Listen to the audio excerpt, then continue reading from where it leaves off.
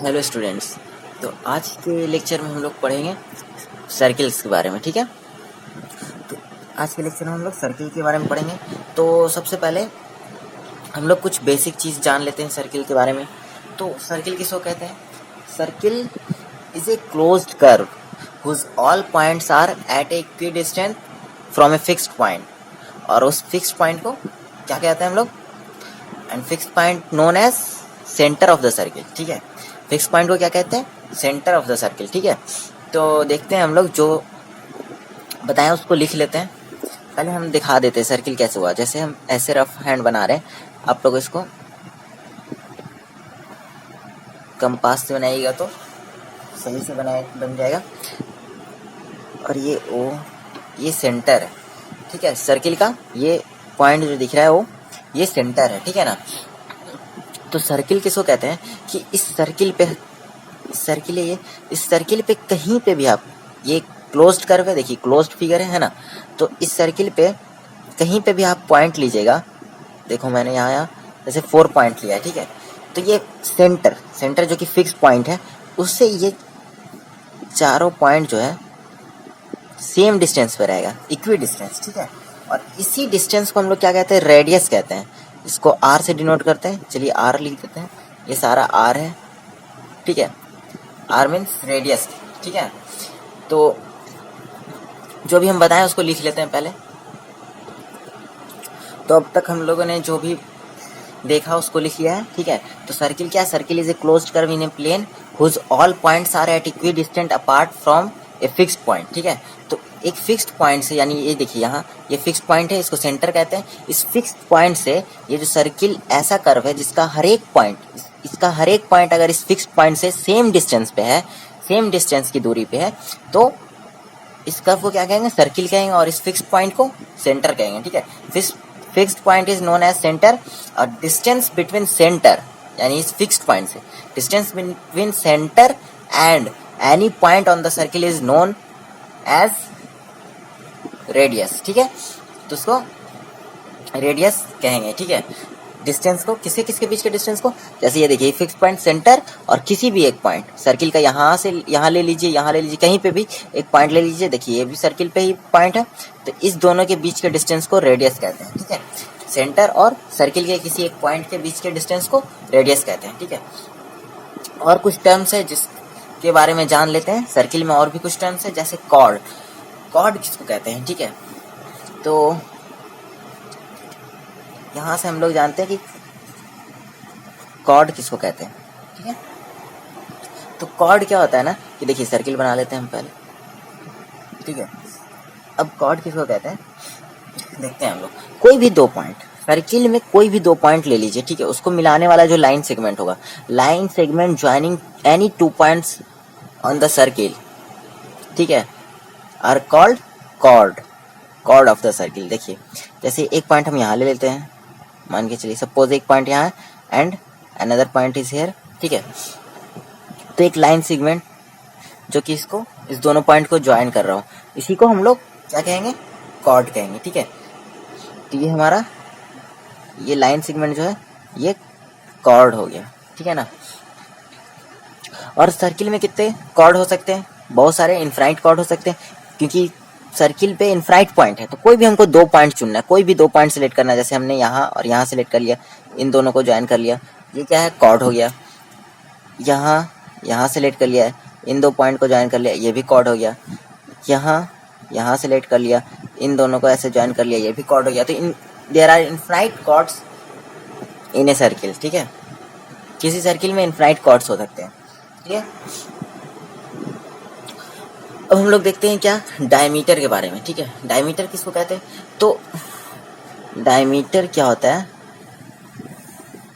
Diameter is the longest chord of the circle. ठीक है, diameter is the longest chord of any circle. ठीक है, किसी भी सर्किल है, ठीक है, उसमें जो सबसे लॉन्गेस्ट कॉर्ड होगा, ठीक है, उसको हम लोग क्या कहेंगे?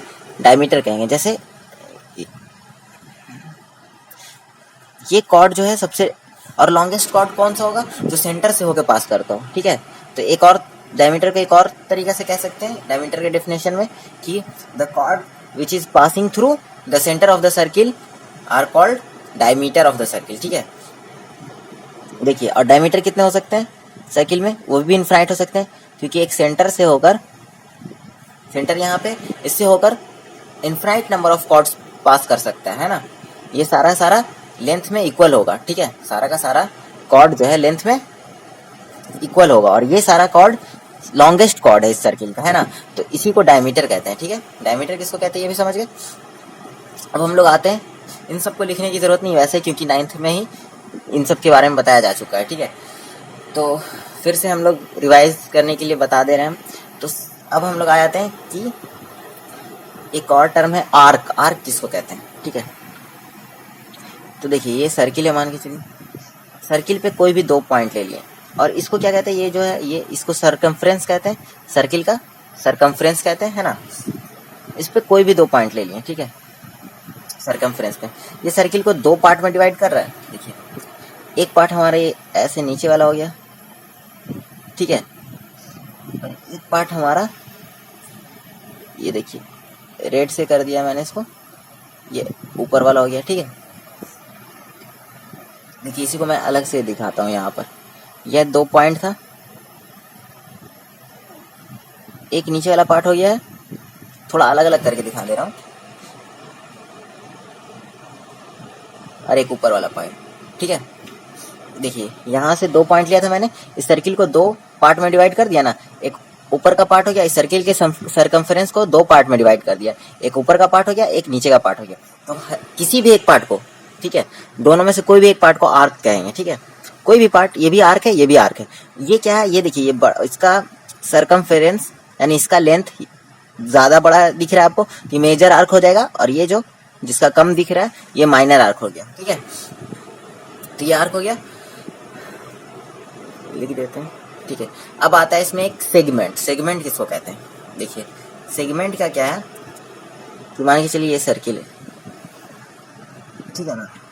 अब हम लोग क्या कर रहे हैं कि इस सर्किल में एक कॉर्ड खींचे, कहीं पे भी एक कॉर्ड ले लेते हैं, जैसे ये मेरा एक कॉर्ड है, ठीक है, कॉर्ड हो गया।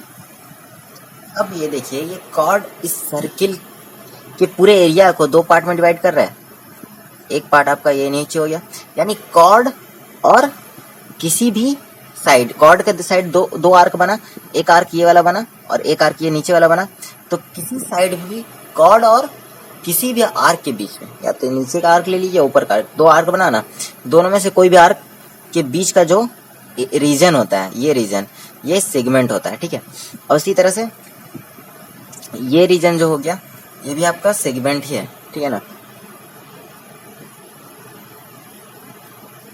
ये देखिए, ये ब्लू वाला पार्ट भी सेगमेंट है और ये ग्रीन वाला पार्ट भी सेगमेंट है, ठीक है। तो सर्किल को जब कॉर्ड, सर्किल के पूरे रीजन को यानी पूरे एरिया को कॉर्ड 2 पार्ट में डिवाइड कर दिया, ठीक ना, और हर एक पार्ट क्या कहलाएगा, एक सेगमेंट कहलाएगा। जो छोटा होगा, जिसका एरिया कम होगा, ये रीजन देखिए, ये रीजन शॉर्टर है, ठीक है ना, इसके कंपैरिजन में ये रीजन छोटा है ना, स्मॉल है, ठीक है। तो इस रीजन को क्या कहेंगे, माइनर सेगमेंट, और जो बड़ा हो गया उस रीजन को क्या कहेंगे, मेजर सेगमेंट, ठीक है। ये भी समझ गया आपने। तो यहाँ पे मैं लिख देता हूँ सेगमेंट, ये माइनर सेगमेंट है, इसी तरह से ये मेजर सेगमेंट हो गया, ठीक है। अब एक लास्ट टर्म में बताने के लिए बचा है, इसको कहते हैं सेक्टर, ठीक है। देखिए, हम लोग देखते हैं क्या होता है सेक्टर। जैसे एक कोई सर्किल ले लिया, ठीक है, यहाँ सेंटर है, ये कोई आर्क है, ठीक है, ये आर्क का ये आर्क है ना, आपको दिख रहा होगा। देखिए, ये यहाँ से यहाँ तक एक आर्क है, ठीक है, ये आर्क का एंड पॉइंट है। तो आर्क के दोनों एंड पॉइंट से जो रेडियस खींच दिए, ठीक है, सेंटर से मिला दिए आर्क के दोनों एंड पॉइंट को, तो ये दोनों रेडियस हो गया, तो रेडियस ड्रा कर दिए। और इस रेडियस और इस आर्क के बीच का जो रीजन है, इसको कहते हैं सेक्टर। तो इसी तरह से ये भी दो रीजन में डिवाइड कर रहा है, ठीक है ना। एक रीजन तो मैंने आपको शो कर दिया ग्रीन से, ग्रीन शेड से, और एक रेड से, ठीक है। तो ये दोनों रीजन क्या कहलाएगा, आपको सेक्टर कहलाएगा। इसमें भी उसी तरह से होता है, जो जिसका एरिया कम रहेगा वो माइनर हो गया, ठीक है, और जिसका एरिया ज्यादा हो गया वो मेजर हो गया, ठीक है। अब हम लोग बात करने जा रहे हैं इस चैप्टर में, जो पढ़ना है हम लोग को मेनली वो है लाइन और सर्किल के बीच में पढ़ना है, लाइन और सर्किल के बारे में पढ़ना है, ठीक है। कि लाइन और सर्किल के बीच में किस तरह का रिलेशन हो सकता है, क्या हो सकता है एक दूसरे के रिस्पेक्ट में, ठीक है। लाइन क्या हो सकता है, तो एक तो हो सकता है, देखिए, एक तो हो सकता है क्या कि ये सर्किल है, ठीक है, और एक कोई लाइन ऐसे पास कर रहा है, ठीक है। ये सर्किल है, इसका सेंटर O है, और एक कोई लाइन AB जिसका नेम AB है, इस तरह से पास कर रहा है। ये सर्किल के किसी भी पॉइंट को टच कर रहा है, नहीं कर रहा है, ना तो टच कर रहा है, ना ही सर्किल को कभी कट कर रहा है कहीं पे, ठीक है। सर्किल के बाहर से, आउटसाइड फ्रॉम द सर्किल, ये लाइन क्रॉस कर रहा है ना। तो अब क्या कहते हैं इस तरह की लाइन को, इस तरह की लाइन को कहते हैं नॉन इंटरसेक्टिंग लाइन। ये क्या है, ये है नॉन इंटरसेक्टिंग लाइन, ठीक है। अब एक केस होगा आपका, ये एक केस हो गया। एक केस आपका क्या होता है, ये सर्किल है, ठीक है, इसका सेंटर O है, और एक कोई लाइन, ठीक है ना, एक कोई लाइन ऐसे पास कर रहा है जो इस सर्किल को 2 पॉइंट पे कट कर रहा है ना। आपको दिख रहा होगा ये 2 पॉइंट, यहाँ इसको C और D मान लीजिए, ठीक है। तो C और D से होकर गुजर रहा है, सर्किल के C और D पॉइंट से होकर गुजर रहा है ना। तो ये सर्किल को इंटरसेक्ट कर रहा है ना, सर्किल को 2 पॉइंट पे इंटरसेक्ट कर रहा है, एक ये पॉइंट हुआ, एक ये पॉइंट हुआ। तो ऐसे लाइन को क्या कहते हैं, सेकेंड लाइन, ठीक है।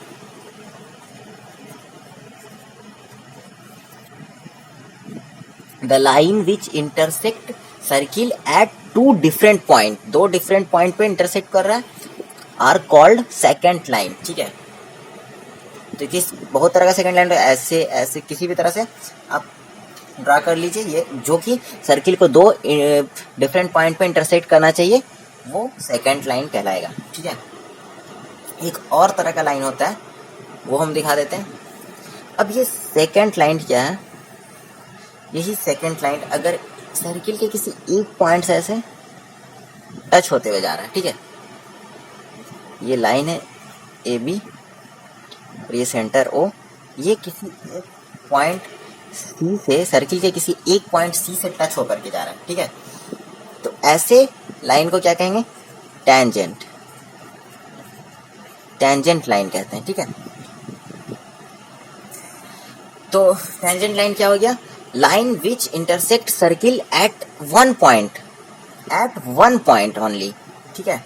Line which intersect circle at 1 point only are called tangent lines, ठीक है। ऐसे लाइन जो कि सर्किल को सिर्फ एक पॉइंट पे इंटरसेक्ट करे, यानी सर्किल को टच करते हुए पास करे, सिर्फ एक पॉइंट पे इंटरसेक्ट कर रहा है, यानी टच करते हुए पास कर रहा है, तो इसको टेंजेंट लाइन कहते हैं। और इस पॉइंट को क्या कहते हैं, आप लोग लिख लीजिएगा इसको वर्ड में, इस पॉइंट को क्या कहते हैं, ये पॉइंट C क्या कहते हैं, इसको कहते हैं पॉइंट ऑफ कॉन्टैक्ट। तो टेंजेंट लाइन में और सर्किल में कितना पॉइंट कॉमन होता है, सिर्फ एक पॉइंट, यही एक पॉइंट है ना C, जो कि सर्किल पे भी है और लाइन पे भी है ना। तो सिर्फ एक कॉमन पॉइंट होता है टेंजेंट लाइन में। अच्छा, सेकंड लाइन में कितना कॉमन पॉइंट होता है, ये देखिए C और D दोनों सर्किल पे है और लाइन पे भी है, तो दोनों C और D कॉमन पॉइंट हुआ, तो इसमें 2 कॉमन पॉइंट होता है। नॉन इंटरसेक्टिंग लाइन में देखिए कोई भी एक भी ऐसा कोई पॉइंट है जो कॉमन हो, सर्किल पे भी हो और लाइन पे भी हो, नहीं है, तो इस पे no common points. Non intersecting line में no common points, second line में 2 कॉमन पॉइंट्स, टेंजेंट लाइन में ओनली 1 कॉमन पॉइंट, ठीक है। और इस कॉमन पॉइंट को क्या कहते हैं हम लोग, पॉइंट ऑफ कॉन्टैक्ट, ठीक है। ये हमने जान लिया। अब एक काम करते हैं हम लोग, देखते हैं कि एक पॉइंट पे, सर्किल के किसी एक पॉइंट पे, एक पर्टिकुलर पॉइंट पे कितना टेंजेंट लाइन हो सकता है, ठीक है।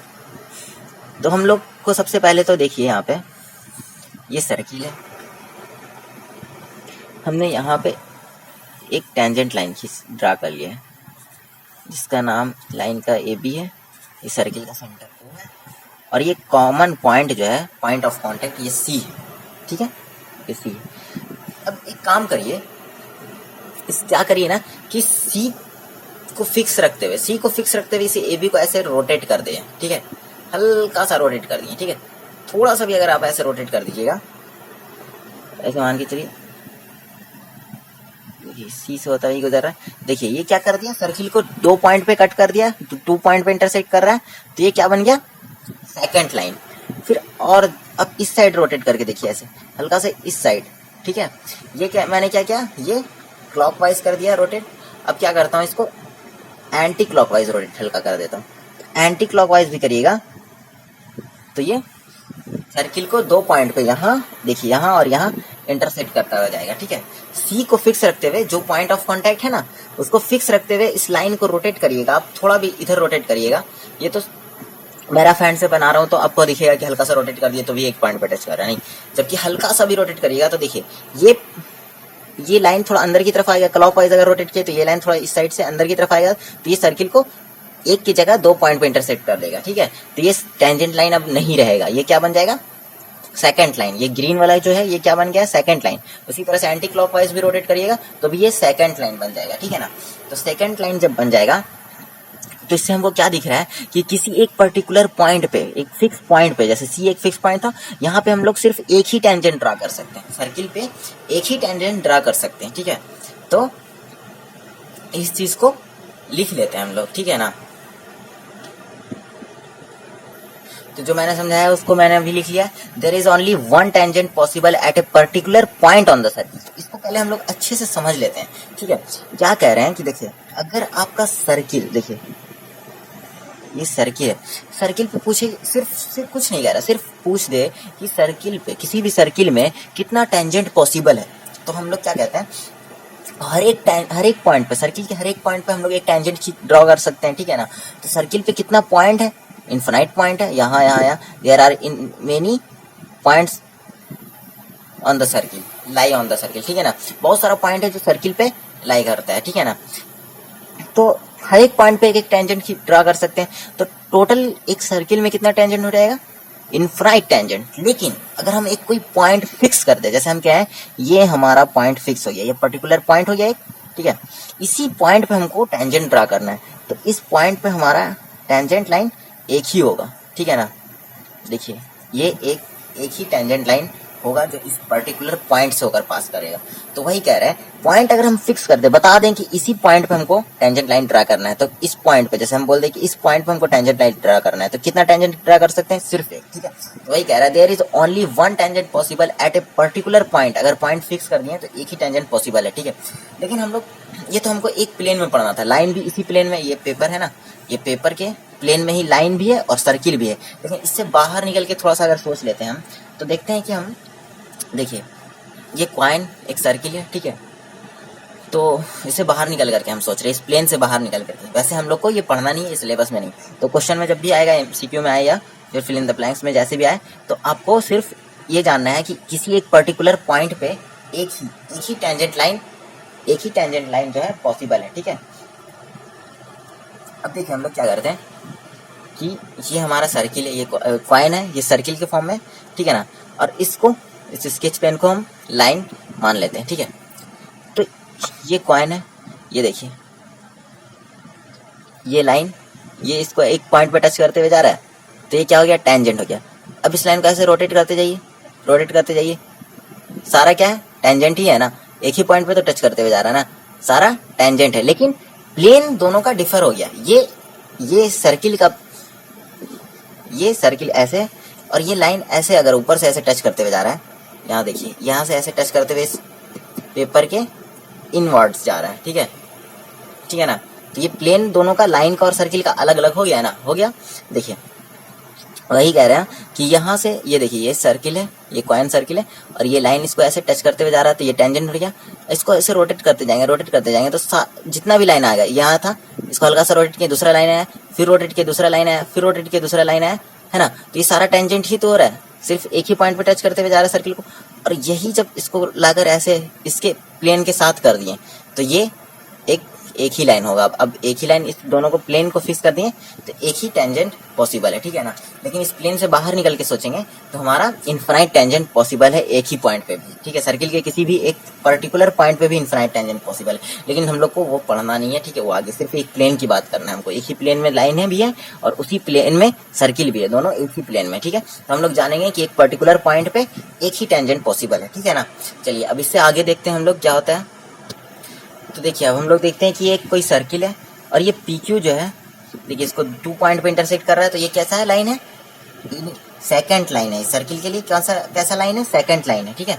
अब हम लोग क्या करते हैं, इस PQ को शिफ्ट करते जाते हैं, ठीक है। एक साइड, दोनों में से किसी भी एक साइड शिफ्ट करते हैं। पहले देखिए पैरेलली शिफ्ट कर रहे हैं तो इसका मतलब इसको बिना रोटेट किए ये PQ पकड़े, इस लाइन को पकड़े और बिना रोटेट किए इसको ऐसे राइट साइड शिफ्ट करते जा रहे हैं। तो सारा लाइन पैरेलल आएगा PQ के। ये मैं रफ हैंड से ड्रॉ कर रहा हूँ इसलिए आपको कुछ पैरेलल वाला दिख नहीं रहा होगा, ना तो कोई सर्किल दिख रहा होगा ना ही लाइन दिख रहा होगा, सब टेढ़े मेढ़े होगा।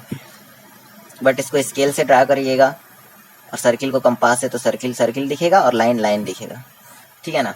तो एक टाइम ऐसा आएगा कि ये इसको देखिए ये क्या हो रहा है ना, PQ को शिफ्ट करते जा रहे हैं पैरेलली, ठीक है।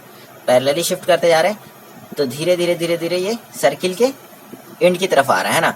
अब यहाँ पे एक टाइम ऐसा आएगा कि ये सब देखिए 2 पॉइंट पे इंटरसेक्ट कर रहा है। एक टाइम ऐसा आएगा ये कि एक लाइन ये एक ही पॉइंट पे इंटरसेक्ट करता हुआ सर्किल को पास कर जाएगा। तो ये क्या हो गया, टेंजेंट लाइन हो गया।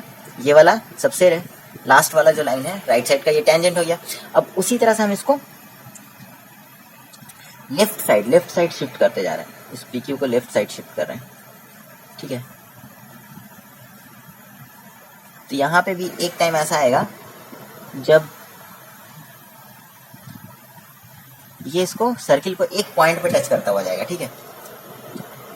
तो ये भी पैरेलल हो गया, ये भी टेंजेंट लाइन हो गया, एक ही पॉइंट पे इंटरसेक्ट करता हुआ जा रहा है। तो एक ये और एक ये 2 टेंजेंट हो गया, है ना। तो हमको यहाँ से क्या पता चला कि किसी दिए हुए सेकंड के, ये दिया हुआ सेकंड था, पहले से दिया हुआ था PQ, किसी दिए हुए सेकंड के लिए, किसी दिए हुए सेकंड लाइन के लिए जो हमारा 2 टेंजेंट लाइन ऐसा मिलेगा जो पैरेलल होगा। देखो ये लाइन, ये वाला और ये टेंजेंट लाइन, दोनों टेंजेंट लाइन पैरेलल है ना एक दूसरे के, ठीक है। दोनों टेंजेंट लाइन पैरेलल है एक दूसरे के। तो हमको 2 पैरेलल लाइन, ऐसा टेंजेंट लाइन जो आपस में पैरेलल हो, मैक्सिमम कितना हो सकता है, 2 हो सकता है, ठीक है ना। लेकिन ओवरऑल पेयर की बात करें, पेयर लाइन, पैरेलल लाइन का पेयर कितना हो सकता है, पेयर इनफिनाइट हो सकता है। देखिए यहाँ पे क्या है, एक सर्किल है, ठीक है। अब आपको हम दिखाते हैं कि कैसे पेयर इनफिनाइट हो सकता है। एक टेंजेंट यहाँ होगा, ठीक है ना, दूसरा टेंजेंट यहाँ होगा, ये दोनों पैरेलल है, ठीक है। एक पेयर हुआ, दूसरा पेयर देखिए यहाँ, ये भी पैरेलल है, ठीक है। तीसरा पेयर देखिए,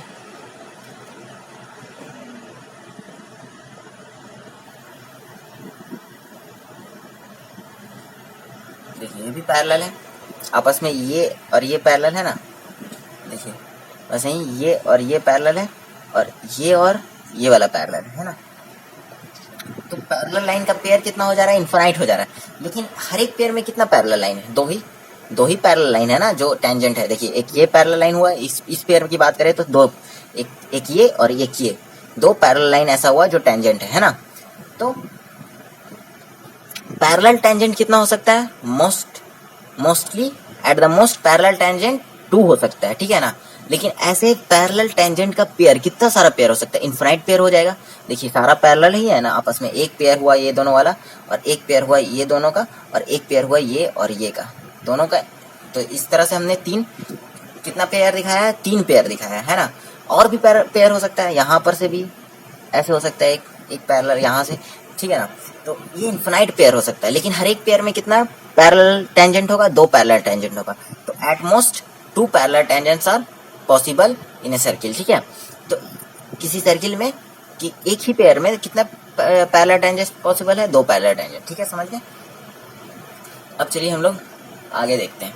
और एक बात और बता देते हैं कि जो पैरेलल टेंजेंट होता है ना, डायमीटर के अपोजिट एंड पे होता है। जैसे देखिए फिर से हम बता दे रहे हैं, क्या है, ये सर्किल है और कोई पैरेलल टेंजेंट है, सॉरी ये टच करते हुए नहीं गया, ठीक है, ये टेंजेंट है एक दूसरे के पैरेलल है आपस में। ठीक है, तो इस टेंजेंट के पॉइंट ऑफ कांटेक्ट को, इस टेंजेंट के पॉइंट ऑफ कांटेक्ट को, दोनों को ऐसे ज्वाइन कर देंगे तो पता क्या चलेगा कि ये जो लाइन सेगमेंट मिला हमको, ये क्या हो जाएगा, डायमीटर हो जाएगा। ठीक है, तो डायमीटर का अपोजिट एंड है ये दोनों, तो डायमीटर के अपोजिट एंड पे जो हम टेंजेंट ड्रॉ करते हैं वो आपस में पैरेलल होता है। ठीक है ना, ये चीज़ हमने बता दिया। आगे हमको इसको प्रूव भी करना होगा, तो वो कर लेंगे जब आएगा तब। ठीक है, अभी हम लोग सीधा अभी एक थ्योरम देखते हैं। ठीक है ना, सर्किल में इसमें जो एक थ्योरम है वो देखते हैं और उसको फिर प्रूफ करते हैं, बताते हैं क्या होता है। ठीक है, तो लिख लेते हैं हम पहले। देखिए तो हमने थ्योरम लिख लिया है। क्या है, the tangent at any point of a circle is perpendicular to the radius through the point of contact. ठीक है, the tangent at any point of a circle is perpendicular to the radius through the point of contact. इसका मतलब क्या कह रहा है कि देखिए ये कोई सर्किल है और ये सेंटर है और इधर कोई टेंजेंट है, यहाँ देखिए ये कोई टेंजेंट है, तो ये टेंजेंट का एक पॉइंट ऑफ कांटेक्ट हुआ। ये टेंजेंट का, टेंजेंट लाइन के लिए कितना कॉमन पॉइंट होता है, एक, उसी को क्या कहते हैं हम लोग, पॉइंट ऑफ कांटेक्ट। तो इस पॉइंट ऑफ कांटेक्ट से जो हमने रेडियस ड्रॉ किया रहेंगे, ये पॉइंट ऑफ कांटेक्ट से सेंटर को मिला देंगे तो ये रेडियस हो जाएगा। यही रेडियस जो है पॉइंट ऑफ कांटेक्ट से जो रेडियस होगा, radius through the point of contact, उसके किसके परपेंडिकुलर होगा, टेंजेंट के। देखिए ये टेंजेंट के साथ, ये टेंजेंट के साथ 90 डिग्री का एंगल बनाएगा, यही हमको दिखाना है। ठीक है, तो हम लोग इसको प्रूफ करने के लिए क्या करते हैं, चलिए देखते हैं। सबसे पहले क्या करते हैं, let us draw a circle of centre O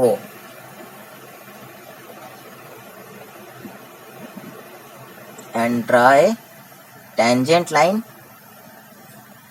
AB at point C of the circle, at point C of the circle।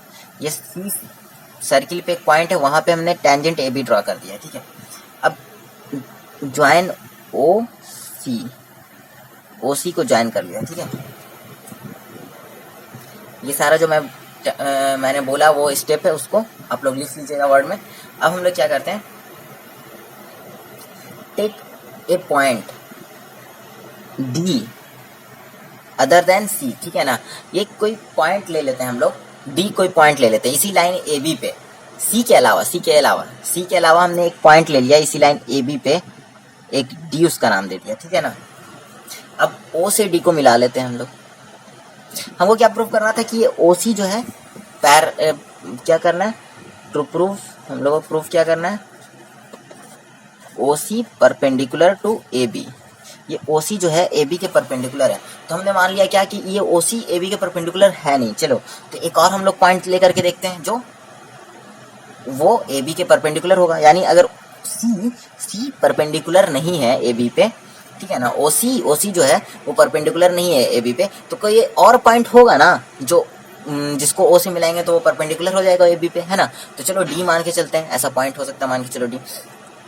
ठीक है, तो D को हम O से ज्वाइन करते हैं। ठीक है ना, तो आपको पता है कि टेंजेंट का ये AB टेंजेंट जो है उसका कॉमन पॉइंट जो सर्किल के साथ, यानी पॉइंट ऑफ कांटेक्ट कौन है, C है। ठीक है ना, C है।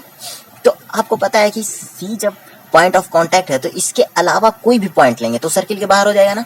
देखिए D जो है सर्किल के बाहर हो गया, सर्किल के बाहर हो गया। आप इस साइड भी कोई पॉइंट ले लीजिए या फिर इस साइड लीजिए, कहीं पे भी लीजिए, AB पे कहीं पे भी पॉइंट लीजिए, C के राइट साइड या लेफ्ट साइड, ये क्या हो जाएगा, वो पॉइंट जो है वो सर्किल के बाहर हो जाएगा। ठीक है ना, C के राइट या लेफ्ट किसी भी पॉइंट लीजिए वो सर्किल के बाहर हो जाएगा।